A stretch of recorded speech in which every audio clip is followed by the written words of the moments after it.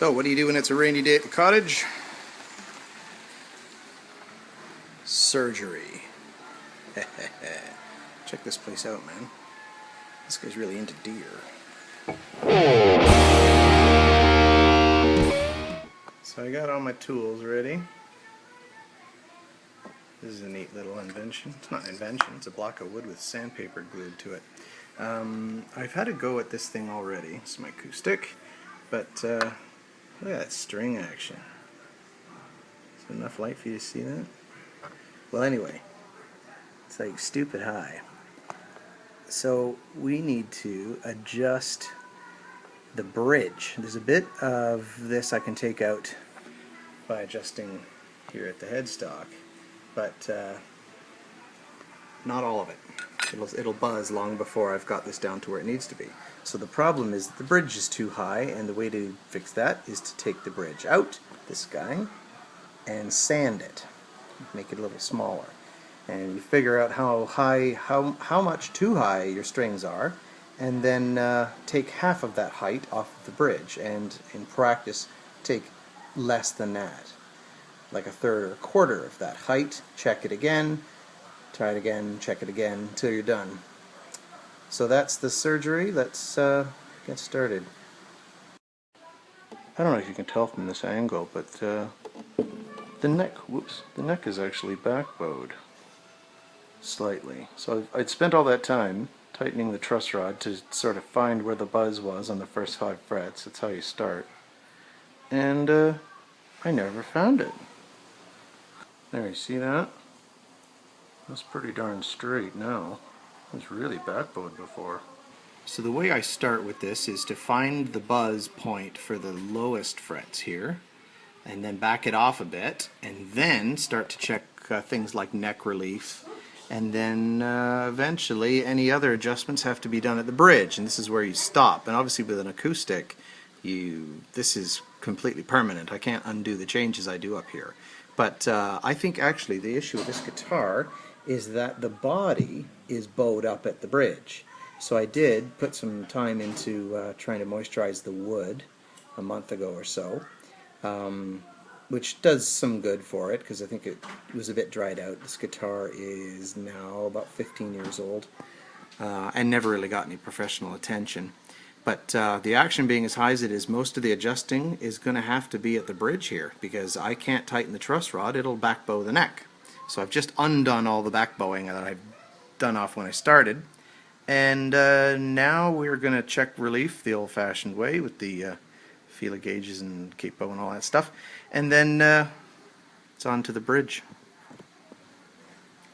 Way to set your neck action is to capo at the first, hold at the body joint, which in this guitar is at about the 15th fret, and then at the 7th fret you check how much height you have. You should have about the width of a high string, which is going to be about 0.025 of a millimeter or 10/1000ths of an inch. So with the guitar not in the case but upright, like holding it properly, that's how you check. That's what I'm getting. So we're about where we need to be. The next step is the bridge.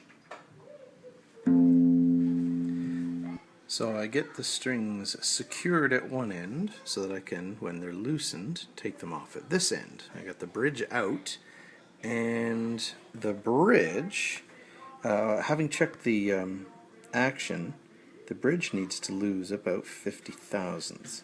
So roughly speaking, this tape line is straight, and I'm now just going to hold that against my sanding block until I've rubbed away all of this exposed bridge material. Put the thing back in, string it up, or maybe just take a part of it, but anyway, put it back in, string it up, and as long as I hold the thing straight while I'm sanding it, it'll still fit in straight, and as long as that happens, that will lower the bridge. So let's have a look. We're losing about 50 thou. This looks suspiciously like a prop from an 80s cop movie, but that's actually deer bone. Or maybe it's plastic. But anyway, that is a guitar bridge ground down a little bit. So I didn't go all the way, as you do. As long as it's straight, it's good, but you take off less than you think you want to, and then check. So let's string it back up and see. Alright, slight problem while I was working. You can see all the dust. Look how much material I took off. That thing is a sliver of its former self. Anyway, the masking tape that I wrapped around it was sort of slipping off in my grip. So, this is maybe a little lower than I should have done, but I can always shim it back up. And I don't think it is. I think the body is sort of bowed up high enough that this is a problem. Can you hear that thunder? What a great storm we're having here. I love storms. Anyway, that's that. I'm going to string it back up and let's check the action again. Well, as you can see, there's hardly any bridge left. I have really taken that down. As I mentioned, the problem was the tape was slipping, I think. So then I wound up taking more than I initially intended, but what we're left with is actually quite suitable. So neck relief seemed to increase over the time that I had this thing apart, but what we have now, where are we? Something along the lines of 90 or 100 thou at the high, or the low E, and about 50 at the high, which is better at the high end for playing up here. These strings are going to be pretty relatively floppy, but certainly suitable for an acoustic. There is a hump right here at the body joint, which is typical for an old uncared for guitar, and there is a hump here at the bridge, which is again typical of a guitar that's been under tension and not maintained properly.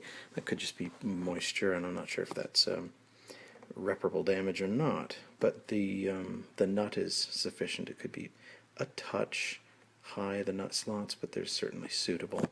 They're less than 1.5 millimeters, which is fine. So anyway, this guitar is back into comfortable playing position. If in fact I had a tripod, I'd do a sound check. Hopefully I'll remember when I get home. Anyway, there we go. Repair is done.